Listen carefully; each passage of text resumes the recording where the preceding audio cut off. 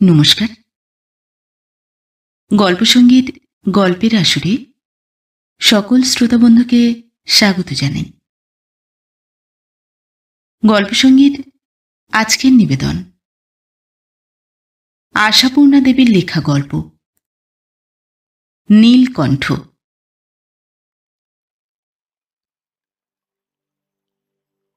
বিমলাকে দেখে চট করে বোঝা যায় না ও বিধবা কি কুমারী। অবশ্যই বেশভূষা দিয়ে মেয়েদের অবস্থার পরিচয় দেওয়ার সেকেলে প্রথাটা এখন আর নেই।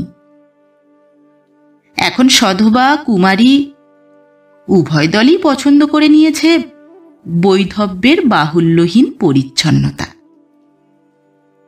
অলঙ্কারের ভারে ভারাক্রান্ত হয়ে পদমর্যাদার বিজ্ঞাপন দেবার চেষ্টাটা এ যুগে কম, অন্তত সভ্য সমাজে নেই। এমনকি পতি গরবিনীর হাতিপাড় শাড়ি ক্রমশ ক্ষীণতর হতে হতে ইঞ্চিপাড়, নরুন পাড়, চুল পাড়, অবশেষে নির্মূল পাড়ের রূপ নিয়েছে। দোকানে গিয়ে অনায়াসেই বলা যায়, খান কত থান শাড়ি বার করুন তো। শুনে দোকানি চমকে উঠবে না। 20-22 গাছা চুড়ির পরিপূরক হয়তো কেবলমাত্র একটি ঘড়ি। কিছুদিন আগেও কর্ণভূষণটা ভূষণ হিসেবে গণ্য হতো, সভ্য সমাজেও হতো। সম্প্রতি তার জাত গিয়েছে। লোহা সিঁদুরের কথাটা হাস্যকর। ও বস্তু দুটো শুধু ত্যাগ করেই ক্ষান্ত হয়নি মেয়েরা, জোর আন্দোলন চালাচ্ছে ওই বর্বর প্রথার চিহ্ন দুটোর বিরুদ্ধে। কেন মেয়েরা অকারণেই দুঃসহ লৌহভার বহন করবে? আর কেনই বা অনর্থক খানিকটা রং লাগাবে মাথায়? গালে, মুখে, চোখে, নখে যে রং মাখা হয় তার তো তবু মানে আছে। তবু এত করেও সম্পূর্ণ ধোঁকা দেওয়া যায় কি? পরিচ্ছদটাই তো সব নয়। কুমারী তরুণীর নয়নকোণে অজানিত সম্ভাবনার যে বিদ্যুৎ দীপ্তি কারণে অকারণে ঝলসে ওঠে, বিবাহিতা নারীর আঁখি প্রান্তের সৌভাগ্য গর্বিত স্থির শিখার সঙ্গে তার প্রভেদ ঢের। আর বিধবা যুবতীর, তার দৃষ্টির শ্রেণী নিরূপণ করা শক্ত। সে দৃষ্টিতে বহু কৃত্রিম বর্ণচ্ছায়া। সে দৃষ্টি কখনো সমবেদনার আশায় ছলছলিয়ে ওঠে, কখনো আবার সহানুভূতির আশঙ্কায় কঠিন হয়ে থাকে। সে দৃষ্টি আপন ভাগ্যদেবতাকে কখনো অভিযোগ জানায়, কখনো ধিক্কার দেয়, কখনো বা ব্যঙ্গ করে, কখনো আবার দুঃসহ স্পর্ধায় অগ্রাহ্য করতে চায়। বিমলার মুখে চোখে সেই বহু বর্ণের আভাস। তাই ও যখন টান টান করে চুল জড়িয়ে সরুপার শাড়িখানা পরে, সরু একগাছা চুড়ি পরা হাত নেড়ে কঠিন মুখে এক টানা সংসারের কাজ করে যায়, তখন ওকে দেখলে বিধবা ছাড়া আর কিছুই মনে করা যায় না। যেন অনেক পথ পার হয়ে অনেক অভিজ্ঞতা সঞ্চয় করে এসেছে। মুখের রেখায় রেখায় সেই পথশ্রমের ক্লান্তি, সেই অভিজ্ঞতার গাম্ভীর্য। কিন্তু সব সময় কি ওই এক ভাব বিমলার? বদল হয় না? দোতলার ভাড়াটেদের ছেলে যখন সিঁড়ি দিয়ে ওঠানামা করে, বাড়িওয়ালার ভাইটা যখন বাড়ির ভাড়া আদায় করতে আসে, মাঝে মাঝে আসে দূর সম্পর্কের কোনো সমবয়সী আত্মীয়, কাকিমার বোনপো কি ভাইপোরা। হ্যাঁ, ওরকম কেউ এলেই চোখ মুখের চেহারাটা হঠাৎ বদলে যায় বিমলার। চুলের ভঙ্গি শিথিল হয়ে আসে, শাড়ি পরার ধরনটা মার্জিত চেহারা নেয়, চোখের কোণে জ্বলে ওঠে সেই অজ্ঞাত সম্ভাবনার বিদ্যুৎ শিখা। যে ঘরে অতিথিরা আসন গ্রহণ করে, বারবার সেই ঘরের সামনে দিয়ে আনাগোনা করতে থাকে বিমলা দ্রুত ব্যস্ত ভঙ্গিতে। হয়তোবা হঠাৎ কি যেন দরকার পড়ে যায় ওই ঘরেই। কেন কে জানে, চায়ের কি চিনির কৌটা ভাড়ার ঘর থেকে উধাও হয়ে যায়। হয়তোবা ঠিক সেই মুহূর্তেই দেশলাইয়ের শেষ কাঠিটি নিঃশেষ হয়ে গেছে, তাই কাকার জামার পকেট হাতড়ে দেশলাই খুঁজে বার করতে হয়। কাকিমা সুবর্ণলতা দাঁতে দাঁত পিষে অস্ফুট মন্তব্য করে। নয়তোবা নিজের ভাইপো বোনপো জাতীয় কেউ হলে তার কাছে তিক্ত স্বরে হিসেব দাখিল করে। দেখছিস তো, ওই দেখ, মা রক্ষাকালী বলি কি সাধে, ভেবে দেখ, ওইটি আমাদের গলায়। বিয়ে আর হয়েছে ওর, চিরকাল আমাদের হাড় মাংস পুড়িয়ে খাবে, এই আর কি। নিরপেক্ষ কেউ থাকলে দৈবাত হয়তো বলে, কিন্তু খাটতে পারে খুব বোধহয়। সব কাজকর্মই তো। কথাও বেশি শেষ করতে পায় না সে, সুবর্ণলতার সতেজ প্রতিবাদে। পরবর্তী বাকি সময়টুকু মুখর হয়ে ওঠে বিমলার প্রসঙ্গে। বিমলা যে কত শয়তান, কত বজ্জাত, কত সাংঘাতিক, তার উদাহরণ দিতে দিতে সময়ের জ্ঞান থাকে না সুবর্ণলতার। বিমলার কানে যে তার ছিটে ফোঁটা না যায় তা নয়, খুব বেশি গলা খাটো করে না সুবর্ণলতা। কেনই বা করবে? বিমলার ভয়ে? কেন, বিমলা তাকে ফাঁসি দেবে? ফাঁসি দেবার ক্ষমতা না থাক, তবে এসব অপমানের শোধ নিতেও ছাড়ে না বিমলা। শোধ নেয়, অহিংস প্রতিশোধ। হয়তো হঠাৎ অফিসের বেলায় অসমাপ্ত রান্না ফেলে কুটনো বাটনা ছড়িয়ে রেখে ভীষণ পেট ব্যথায় অস্থির হয়ে একেবারে বিছানা নিতে হয় বিমলাকে। হয়তো সন্ধ্যার মুখে উনুনে আগুন ধরিয়ে দিয়েই নিজের মাথাতেও আগুন ধরার প্রমাণ দেখাতে ঘটি ঘটি জল মাথায় থাবড়ে মাদুর হাতে করে চলে যেতে হয় ওদিকের রোয়াকে বিশ্রামের প্রয়োজনে। কাকি ছেলে মেয়ে দুটো কাছে পিঠে থাকলে তাদের মেরে হাড় গুঁড়ো করবার ভয় দেখিয়ে তাড়াতে হয়। এত যন্ত্রণা। হয়তোবা বাসন মাজার ঠিকে ঝিটা কামাই করেছে দেখলেই কম্প দিয়ে জ্বর আসে বিমলার। বৈশাখ জ্যৈষ্ঠীর দিনে কম্বল মুড়ি দিয়ে পড়ে 5 দিন 7 দিন ধরে চলে এই অহিংস সংগ্রাম। আবার হয়তো কোনোদিন কেউ আসে, হয়তো দোতলার ভাড়াটেদের নিরেন উপর নিচ করবার সময় বিমলাকে উদ্দেশ্য করে প্রশ্ন করে, এই হেমন্তবাবু জ্বর হয়েছিল, আছেন কেমন? কি হেমন্তবাবু অফিস থেকে ফিরেছেন কিনা? চট করে বদলে যায় বিমলা। দ্রুত ভঙ্গিতে আনাগোনা করে রান্নাঘর থেকে ভাড়ার ঘরে, তৎপর হয়ে ওঠে সংসারের কাজে, কাকিকে ঠেলে পাঠিয়ে দেয় শোবার ঘরে। সবটাই খামখেয়াল। মধ্যবিত্ত পরিবার, সুবর্ণলতার শরীর খারাপ, কাজেই বিমলার পড়াশোনার কথা ওঠেই না। কবে নাকি সে কোন তামাদি যুগে ক্লাস 8 পর্যন্ত পড়েছিল। মেয়ে দেখাবার সময় সেই ঘটনাটার উল্লেখ করেন হেমন্তবাবু। বলেন, বাড়ির অসুখ বিসুখে স্কুলটা ছাড়িয়ে নিতে হয়েছে, কিন্তু ভারী পড়ার ঝোঁক মেয়ের। এবছর ম্যাট্রিক দেবে বলে প্রাইভেট পড়ছে। বলতে গিয়ে কেন যে হাসি পায় না হেমন্তবাবুর। তবু এই সুযোগে মাঝে মাঝে মনে পড়ে যায়, কোনো এক সময় বিমলা বই খাতা হাতে করে বেনি দুলিয়ে স্কুলে যেত, ছুটোছুটি করত স্কুলের মাঠে, গাছে বাঁধা দোলনায় চড়ত, দড়িলাফ খেলত, আর বাড়িতে এসে পরম আনন্দে এক গোছা রুটি শুধু গুড় দিয়ে খেয়ে যেত পাড়া বেড়াতে। অনিলাদের রোয়াকে ছিল ঘুটিং খেলার আড্ডা, বাসন্তীদের বাড়ির ছাতে কানামাছি কুমির কুমির খেলার।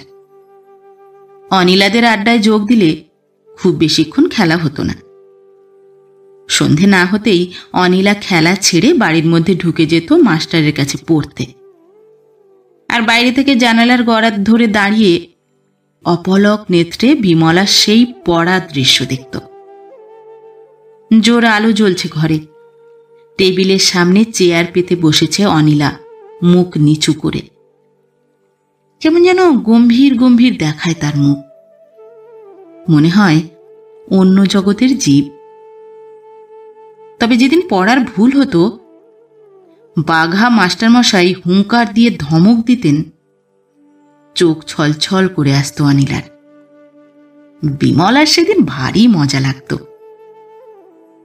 বাসন্তীদের বাড়ির ছাতে গিয়ে জুটলে সন্ধে হতেই টেনে নামাতেন বাসন্তীর মা নিজের মেয়েকে, পাড়ার মেয়েদেরও। সবাই হুড়মুড় করে নেমেই ছুট দিত বাড়ির দিকে। শুধু বিমলাই ওদের বাড়ি থেকে নড়তে চাইত না, অথচ কথা নেই মুখে। বাসন্তীর মা একরকম ঠেলেই তাড়াতেন, বলতেন, যাও খুকি, বাড়ি যাও, তোমার কাকা আবার খুঁজতে আসবেন, বকুনি খাবে বাড়িতে। সেরকম ঘটনাও যে ঘটেনি তা নয়, বকুনিটা ভদ্রভাবে বলা।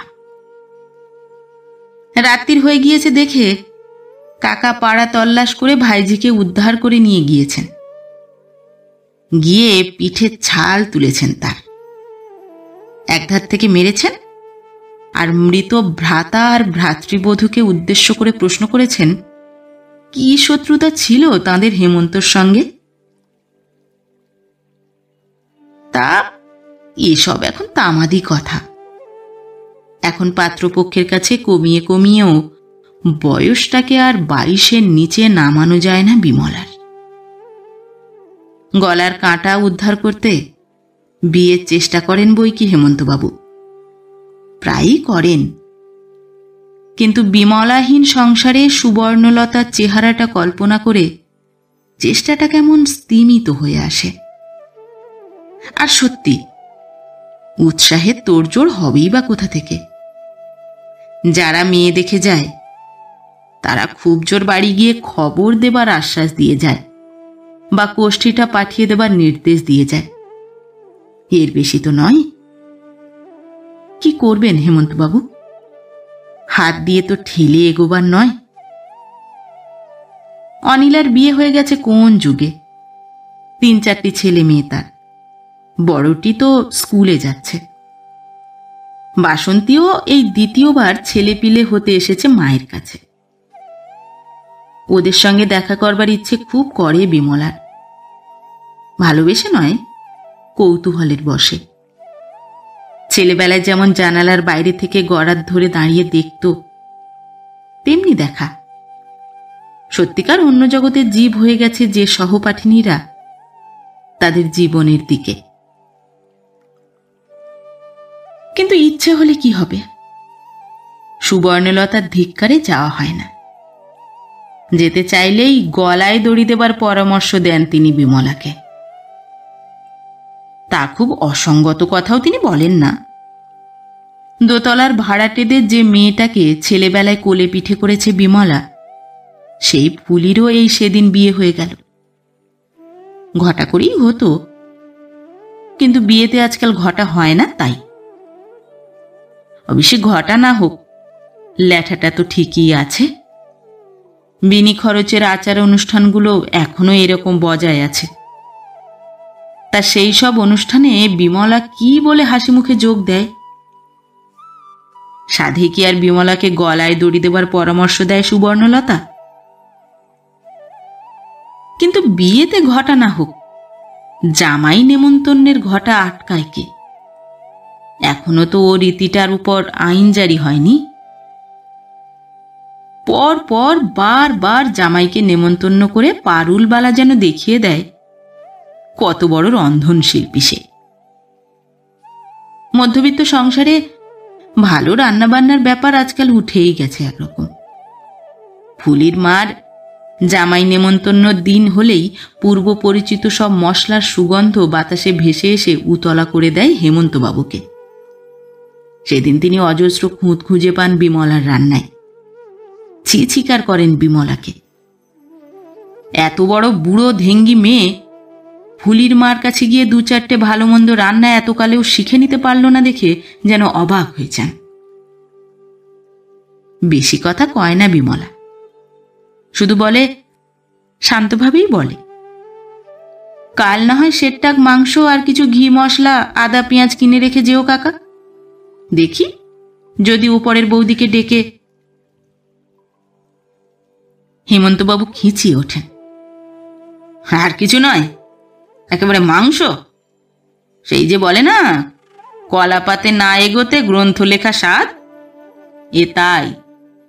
আমি 10 টাকা খরচ করে মাংস এনে দিই, আর তুমি আমার জন্য পিণ্ডি সেদ্ধ করে রাখো। বলি, ভাত সেদ্ধ করতে শিখেছিস?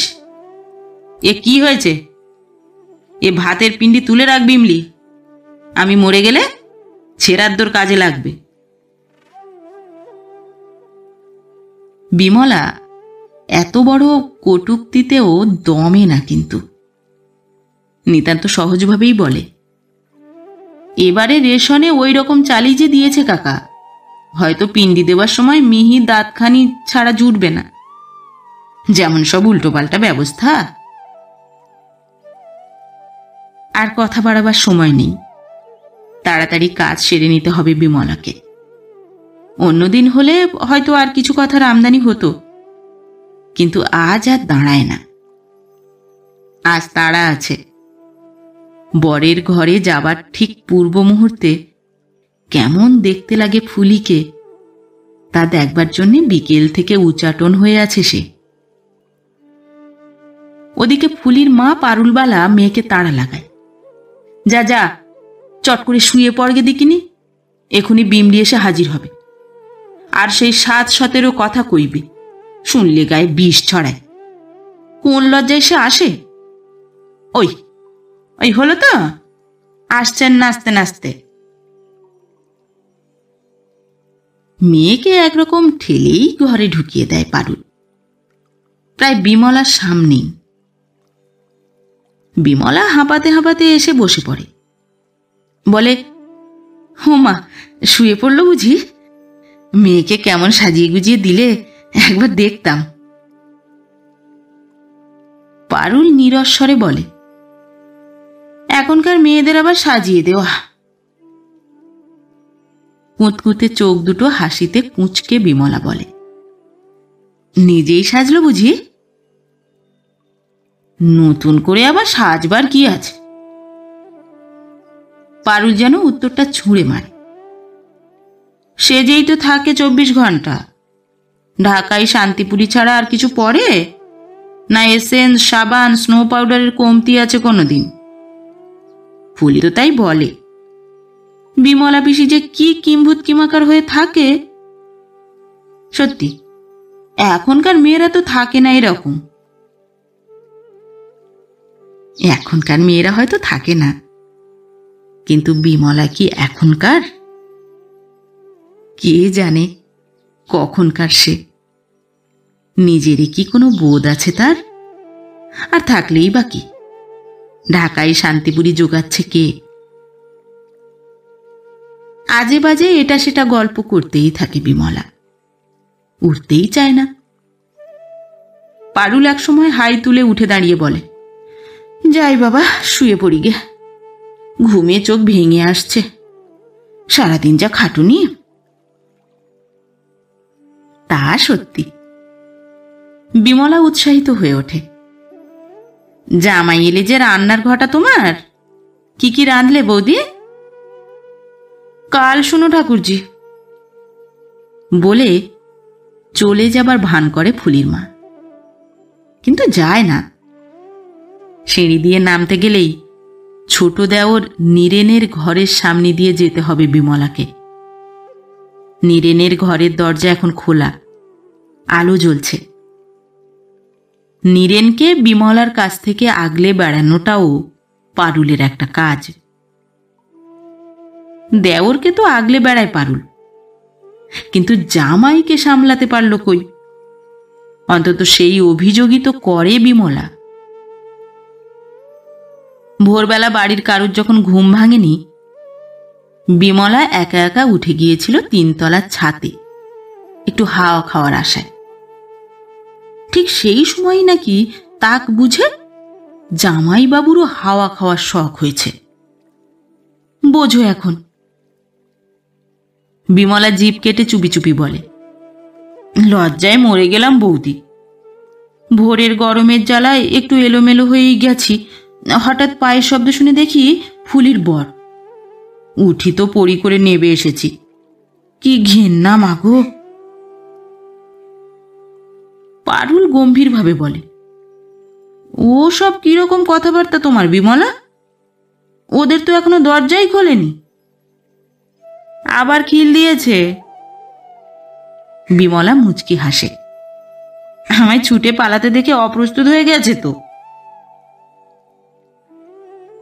আরও গম্ভীর হয়ে পারুল বলে, তা ছাতে যদি গিয়েই থাকে, তা জেনে তো যায়নি তুমি আছো। আর তাও যদি যায়, এত লজ্জা ঘেন্নারি বা কি আছে বিমলা? সময়ে বিয়ে হলে ফুলির মতো একটা মেয়ে তো তোমার নিজেরই হতে পারত, শঙ্করের মতো জামাইও হতো। এটা অবশ্য একটু অত্যুক্তি করে ফুলির মা।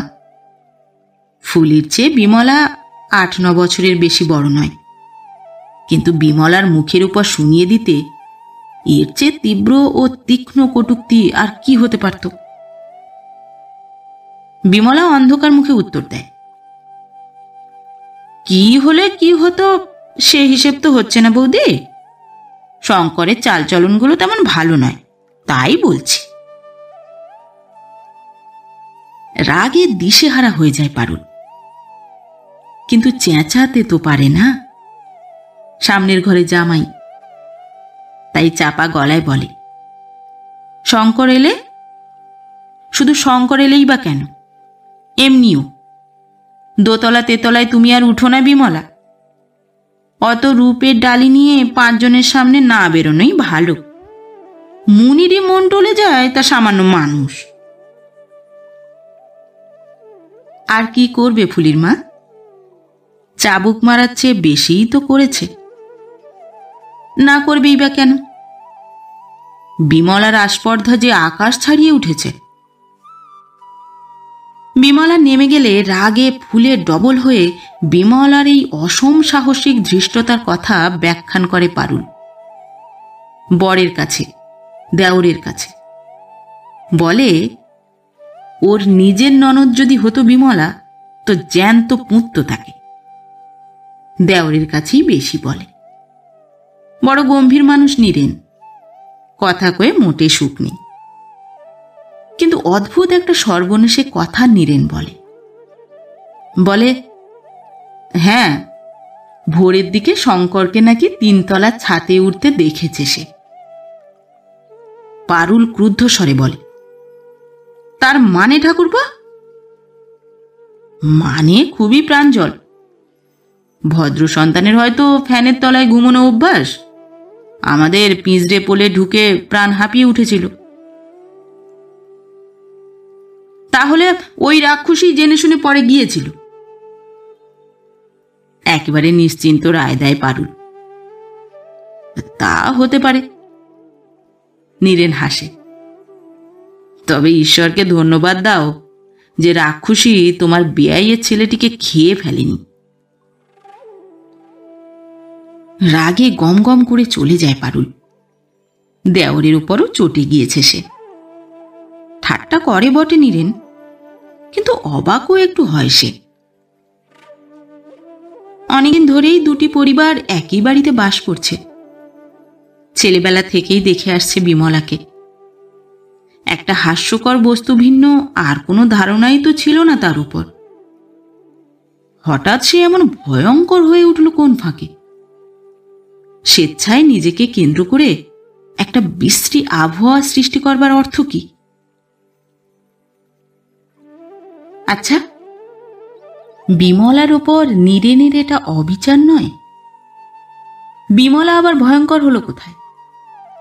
পৃথিবীটাই যে ভয়ঙ্কর হয়ে উঠেছে বিমলার কাছে।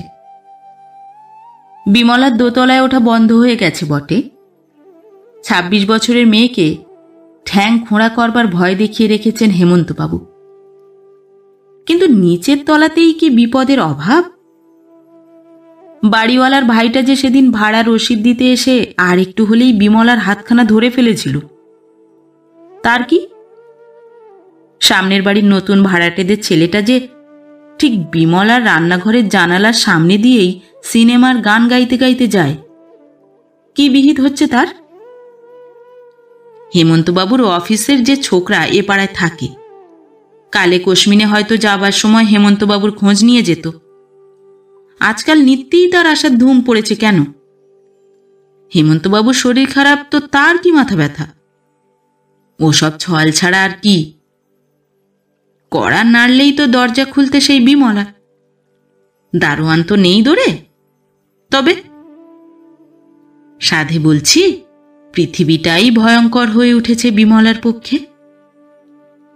অথচ বলতে গেলে খুড়ির কাছ থেকে এক ফোঁটা সহানুভূতি জোটে না বিমলার। বরং ঠোঁট উল্টে ব্যঙ্গ করে সুবর্ণ বলে, ছোঁড়াগুলো যে তোর হাঁটুর বয়সে বিমলি, বলতে ঘেন্না হয় না? নয়তো আরো কুৎসিত করে বলে, রূপ দেখে জ্ঞান হারায়, তাই সামলাতে পারে না বোধহয়। এবার থেকে বরং বোরখা পরে থাকিস বিমলি। একা বলে সুখ হয় না, পারুলকে ডেকে ডেকে বলে আর হাসাহাসি করে। পারুলের আবার সব গল্প ঠাকুরপোর সঙ্গে করা চাই। বিয়ের কোণে বেলায় এসে নীরেনকে দেখেছিল 12 বছরের নাবালক বালক। দেওরের সম্বন্ধে সেই নাবালক বোধটা এখনো সমানেই প্রায় রয়ে গেছে পারুলের। ও যে MA পাস টাস করে এখন দিব্যি মাতব্বর প্রফেসর হয়ে বসেছে, নিজস্ব গল্পগুলো করবার সময় সেটা মোটেই ভাবে না পারুল। তাই আজকাল ওর গল্পের বেশ ভালো খোরাক জোগাচ্ছে বিমলা। নীরেনকে হাতের গোড়ায় পেলেই সেই সব সভ্য ভব্য কথার আমদানি করে বসে। বলে, শুনছ ঠাকুরপো, আমাদের পরীর আজকের কাহিনী? কে নাকি জানালা দিয়ে ওকে চিঠি ছুঁড়ে দিয়ে গেছে। রাজ্যি শুদ্ধুর লোকের এমন মরণ দশাও ধরেছে গো। বাপ্পা, বানিয়ে এত বলতে পারে! নীরেনও অবশ্য একাধ সময় যে হাসে না তা নয়। হেসে বলে, চিঠিটা বোধহয় নিজের হাতেই লিখে দেখিয়েছে। ঘোড়ার ডিম, মাথা নেই তার মাথা ব্যথা। চিঠি কোথায়? জেরা করতে বলল, রাগ করে নাকি উনুনে ফেলে দিয়েছে। বোঝো এখন। সত্যি এসবে তো বুদ্ধি বেশ খোলে, মাথায় আসেও তো উত্তরগুলো। আবার হয়তো কোনোদিন আরো কারুর আরো বেশি বেশি বেআইনি ব্যবহারের নালিশ ওঠে বিমলের দিক থেকে। পারুল তার বিশদ ব্যাখ্যা করতে বসে। হেসে কুটি কুটি হয়ে বিমলার রচনা শক্তির তারিফ করে। সবসময়ই যে উত্তরের প্রত্যাশা করে তা নয়, বলেই আমোদ। নীরেন একবার তাড়া দেয়, বলে, হঠাৎ বিমলা তোমার ধ্যান জ্ঞান হয়ে উঠল কেন বলো তো? ওর কথা ছাড়া আর কথা নেই। এবারে ক্ষমা দাও। বিমলা সম্বন্ধে তুমি যত ইন্টারেস্টেড, আমি ঠিক তা নই। সত্যি, পরচর্চায় কি পরম সুখ তোমাদের। কদাচিৎ বা হাসে, বলে, এ তোমার অন্যায় বৌদি। গল্প রচনা করছে তাই বা ধরে নিচ্ছ কেন? ত্রিসংসারে কি মন্দ ব্যক্তি নেই? সবাই আমার মতো মহাপুরুষ। পারুল হেসে গড়ায়, বলে, তোমার মতো মহাপুরুষ না হোক, সৃষ্টিশুদ্ধ লোক পাগলও তো নয় ঠাকুরপো। প্রেমপত্তর, গোলাপ ফুল, সিল্কের রুমাল ছুঁড়ে দেবার উপযুক্ত পাত্রী আর কোনোখানে কারোর জুটছে না। আহা, অত অবিচারী বা কেন তোমাদের? কালো কি কেউ হয় না? আমাদের সাগর পিসির মূর্তিটা কল্পনা করো। আমাদের সাগর পিসমশাই তো সেই গিন্নি নিয়েই। পারুল তর্ক শুরু করে, বলে, তাদের আমলে ছেলেবেলায় বাপ মায়ে বিয়ে দিত। লোকে জানতো এই রত্নটি আমার একমাত্র, সে আর করবে কি? তাই বলে সেই মূর্তি দেখলে কারোর প্রেমে পড়বার শখ হবে? হবে না কেন? তোমরাই তো বলো এক্ষেত্রে হাড়িডোমও অচল নয়। পারুল দুই চোখ বড় বড় করে বলে, ও ঠাকুরপো, তুমি ওর হয়ে যা ওকালতি করছো দেখে ভয় লাগছে। লাগছে নাকি? তা কে জানে বাবা, হাড়িডোমের উদাহরণ দেখাচ্ছ বলে আর হেসে গড়িয়ে পড়ে পারুল। কালো, কুৎসিত, বোকা, শয়তান যাই হোক, বিমলাকে নিয়ে কেউ কখনো মাথা ঘামাতও না। শয়তানির এক নতুন পদ্ধতি আবিষ্কার করে বিমলাই অপরের মাথার টনক নড়িয়েছে। পারুল আর সুবর্ণ বিমলার স্বজাতি বলেই বোধহয় নিষ্করুণ চিত্তে শুধু সমালোচনা করেই মজা দেখে। পুরুষের স্বাভাবিক মমত্ববোধে নীরেন একটু অস্বস্তি পায়। মনে মনে চটে যায় হেমন্তবাবুর উপর। কানা খোড়া বাদ দিয়ে যা হোক একটা সাপ ব্যাং ধরে মা বাপ মরা ভাইজিটা সদ্গতি করে ফেললেই তো পারেন ভদ্রলোক। কিন্তু আশ্চর্য, এই অদ্ভুত কুৎসিত বটতলার উপন্যাস রচনা করবার শখ কেন বিমলার? কি লাভ? কারণটাই বা কি? ওর ওই প্রায় যৌবনোত্তীর্ণ জীবনে কেউ কখনো ওকে নারীত্বের স্বীকৃতি দিল না বলেই কি সেই খবরটা সম্বন্ধে অপরকে সচেতন করে তোলবার এই বিকৃত সর্পিল পন্থা আবিষ্কার করছে বিমলা? পুরুষ যাত্রা যে ওর সম্বন্ধেও মোহমুক্ত নয়, এই প্রমাণ দেখাবার জন্যই কি তার চেষ্টার আর অন্ত নেই?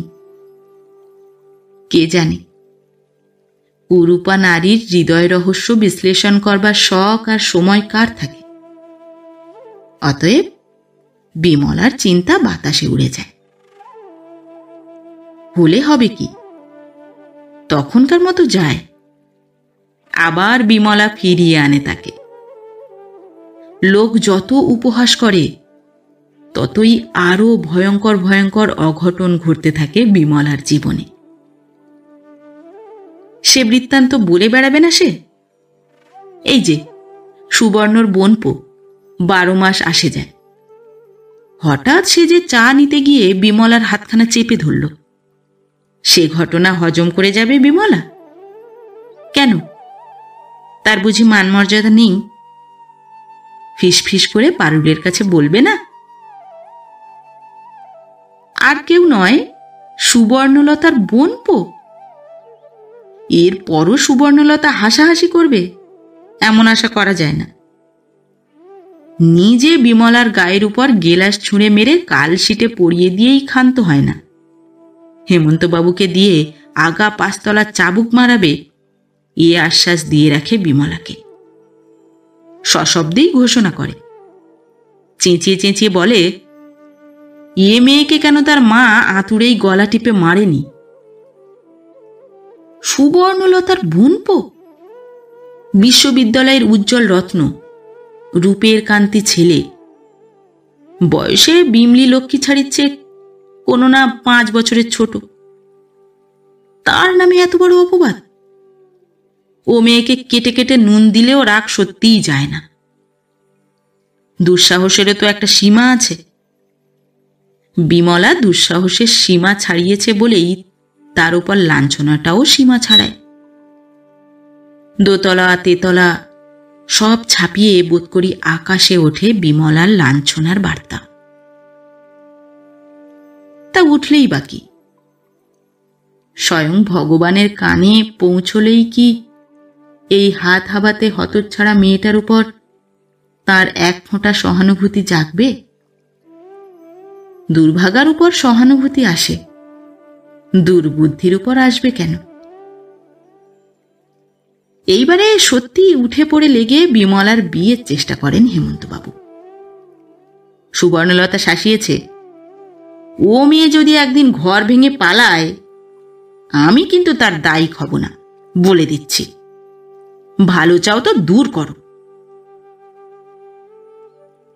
কয়েকদিন ধরে আবার অহিংস সংগ্রাম চলছে বিমলার, তাই এত বেশি হিংস্র হয়ে উঠেছে সুবর্ণলতা। অথচ সত্যিই কি সব দোষ বিমলার? পুরুষের লুব্ধতার যে কাহিনী সে প্রকাশ করে বেড়ায়, সে সমস্তই কি মিথ্যা গল্প? তবে নিজের চোখে তার সপক্ষে প্রমাণ পেলেন কি করে হেমন্তবাবু? নিজের চোখকে তো অবিশ্বাস করতে পারেন না। প্রায় নিশুতি রাত্রে রান্নাঘরের সবকিছু কাজ মিটিয়ে পরদিনের কুটনোগুলো পর্যন্ত কুটে রেখে বিমলা যখন রান্নাঘরের শেকল লাগাচ্ছে, নীরেন নিঃশব্দে দোতলা থেকে নেমে এসে পেছন থেকে ওর কাঁধের উপর একটা হাত রাখল। কেন? অস্ফুট একটা আর্তনাদ করে বিমলা মুখ ফিরিয়েই স্তব্ধ হয়ে গেল। এ পর্যন্ত সমস্তই স্পষ্ট দেখতে পেলেন হেমন্তবাবু, কিন্তু ধৈর্য ধরে আর কিছু দেখতে পারলেন না। আজন্মের সংস্কারে বাঁধল। তাই হঠাৎ বোধহয় নিজের অজ্ঞাতসারেই নকল কাশির আওয়াজে নিজের উপস্থিতি ঘোষণা করে বসলেন।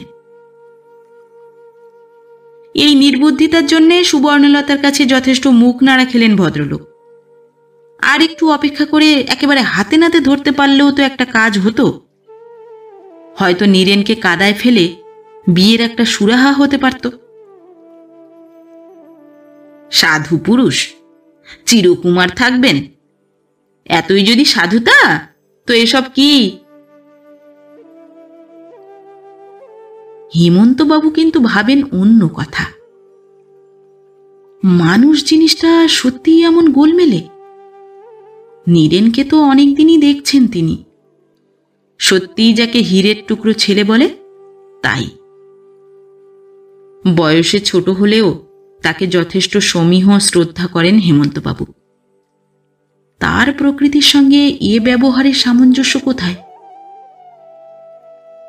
আবার দেখো বিমলা, ওর প্রত্যেকটি কথা, প্রত্যেকটি অভিযোগই যে মিথ্যে করে বানানো, এ সম্বন্ধে কোনো সন্দেহ ছিল না।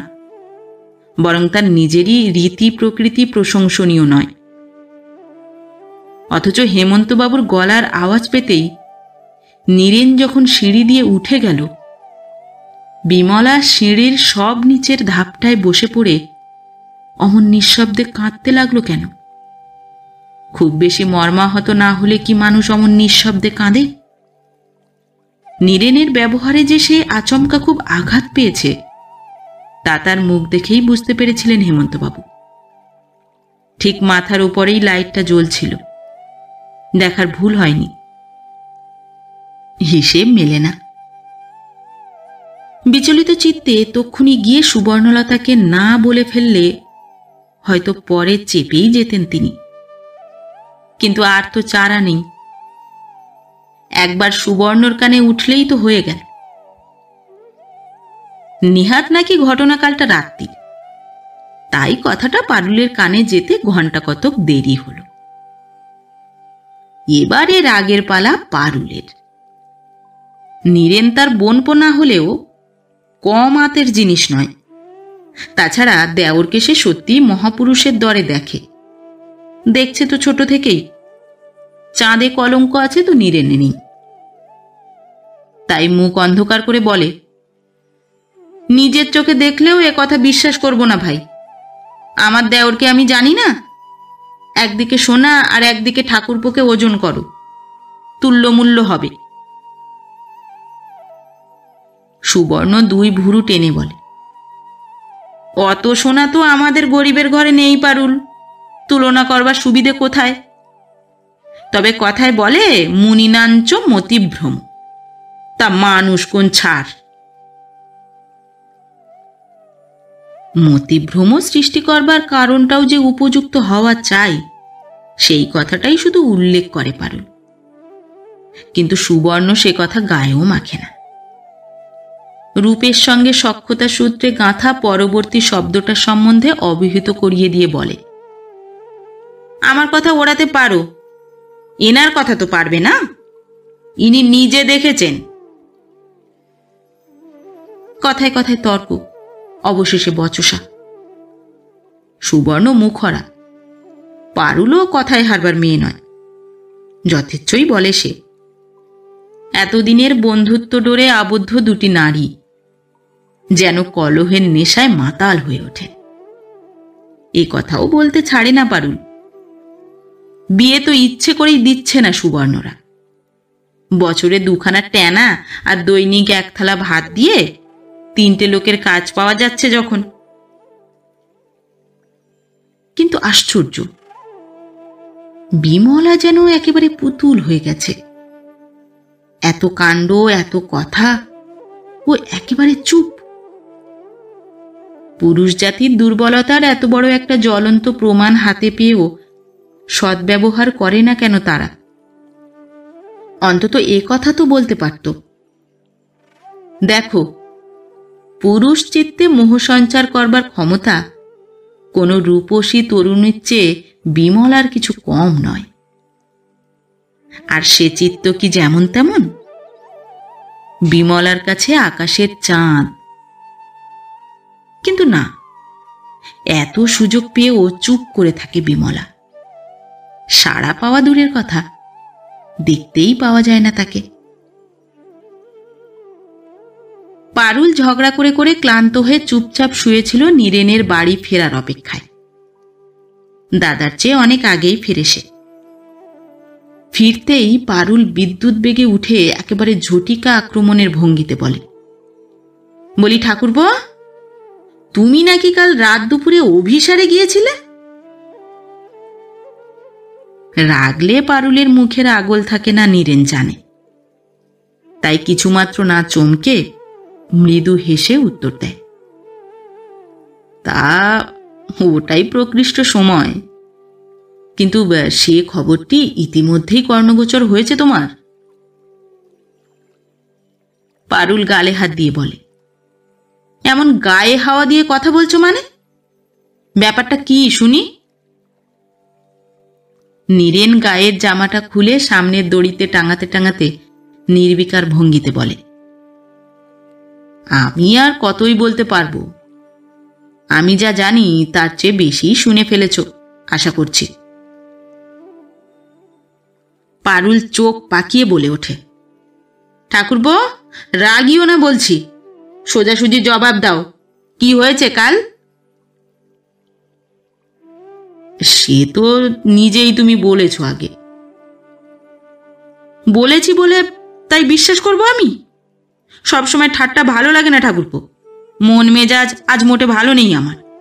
হেমন্ত গিন্নি ডেকে নিয়ে গিয়ে না হক কতগুলো অপমান করল। ভাজের উত্তেজিত ভঙ্গিতে ভারী যেন কৌতুক বোধ করে নীরেন। হেসে ফেলে বলে, বাহ, অপরাধ করলাম আমি আর অপমান করলো তোমাকে? কেন? অপরাধ করলে তুমি? স্বীকার করছো নিজের মুখে? পারুল হতবাক হয়েও এটুকু উচ্চারণ করে। তা অস্বীকার করে লাভ কি? কেবলই হাসে নীরেন। ও ব্যাপারে সুব্যাপারান্ত, লোক জানাজানি হয়ে একাকার। কে জানে বাবা, বুড়ো তখনও জেগে বসে আছে। ই আবার কোন ধরনের পরিহাস নীরেনের? পরিহাসেরও তো একটা সীমা সভ্যতা থাকা উচিত। ওর এই উৎকট পরিহাসের ভঙ্গিতে বাকপটু পারুলও বোকা বনে যায় যেন। তাই বোকার মতোই বলে, তবে যাও না, যাও, বিমলিকে বিয়ে করো গে। তাছাড়া আর উপায় কি? অবলীলাক্রমে উচ্চারণ করে নীরেন। বলে এলাম তাই হেমন্তবাবুকে। তাহলে সত্যিই তুমি? ঠাকুরপো, তুমি কি পাগল হয়ে গেছো? না, ঠিক অতদূর পৌঁছায়নি বোধহয়। আরো কি হবে ঠাকুরপো? আর কি হতে পারে? শেষ পর্যন্ত কিনা বিমলিকে? ছি ছি ঠাকুরপো, গলায় দিতে দড়ি জুটল না তোমার? ঠাকুরপো সশব্দে হেসে ওঠে। গলায় দিতে দড়ি তো এক গাছা জুটল বৌদি, ফুলের মালা আর জুটল কই? পৃথিবীতে যত সব অঘটন ঘটে তারই নমুনা স্বরূপ সত্যিই একদিন নীরেনের সঙ্গে বিমলার বিয়ে হয়ে গেল। এরপর সহজেই মনে করা যেতে পারে বিয়ে পাগলা বিমলা আহ্লাদে আটখানা হয়ে উঠেছে। কিন্তু কই, সেই রাত থেকে সেই যে মৌনব্রত নিয়েছে বিমলা, সে ব্রত ভঙ্গই হল না যে। 12 বছর সময়কে যদি এক যুগ বলে ধরা হয়, তো একটা যুগব্যাপী আকাঙ্ক্ষার শেষ হলো তো তার। সুদীর্ঘ কাল ধরে কতজনের দেখে, কতজনের শুনে, মনে মনে কত কল্পনাই যে করে রেখেছিল বিমলা এই রাত্রিটির জন্যে। অনেক আশায় গড়া, অনেক কামনার রঙে রাঙানো ফুলসজ্জার রাত্রি। সে কি শুধু বরের পায়ের কাছে পড়ে পড়ে চোখের জল ফেলবার জন্যে? এই কি পরিকল্পনা ছিল বিমলার? অনেকক্ষণ নিঃশব্দে কাঁদতে দিয়ে নীরেন ওর মাথার উপর একটা হাত রেখে মৃদু হেসে বলে, এবার থামো, চোখের জলটা সমস্ত খরচ করে ফেললে ভবিষ্যতের জন্য রাখবে কি? বৌদির একতারে ঘর করতে হবে, সেটা ভুলো না। তবু বিমলা মুখ তোলে না, তেমনি মুখ ঢেকেই বলে, তুমি কেন এমন করলে? কেন আমাকে চাবুক মারলে না? কেন আমাকে একেবারে মেরে ফেললে না? নীরেন হেসে উঠে বলে, একেবারে মেরে ফেলবার ইচ্ছেটা মাঝে মাঝে প্রাণে জাগত সত্যি, কিন্তু ফাঁসির ভয়টাও তো উড়িয়ে দেওয়ার নয়। ভেবে চিনতে এই সমাধানটাই সহজ মনে হলো। এত শাস্তি যে আমি সইতে পারছি না, আমি কি করব? শাস্তি? কি আশ্চর্য! হায় বিধি, এই ছিল ললাটে আমার। বেশ স্পষ্ট করেই হেসে ওঠে নীরেন। এমনই দুর্ভাগা আমি যে আমার সঙ্গে বিয়ে হওয়াটা শাস্তি? হ্যাঁ, শাস্তি, 100 বার শাস্তি। শাস্তি ছাড়া আর কি? সরাহত বন্য পশুর মতো নীরেনের পায়ের কাছে বিছানায় মুখ ঘষতে থাকে বিমলা। তার আবেগের অভিব্যক্তির ধরনটাই হয়তো এমনই অস্বাভাবিক। পিঠের ওপর ভারী আর কোমল একখানা গভীর হাতের স্পর্শ পায় বিমলা। হয়তো এই স্পর্শের মধ্যেই ছিল তার প্রশ্নের উত্তর। তবু মৃদু গম্ভীর একটি স্বর কানে আসে, ওরকম করতে হয় না। ছি, এসো, উঠে এসো। নিজেকে অত বেশি ছোট ভাবতে নেই বিমলা।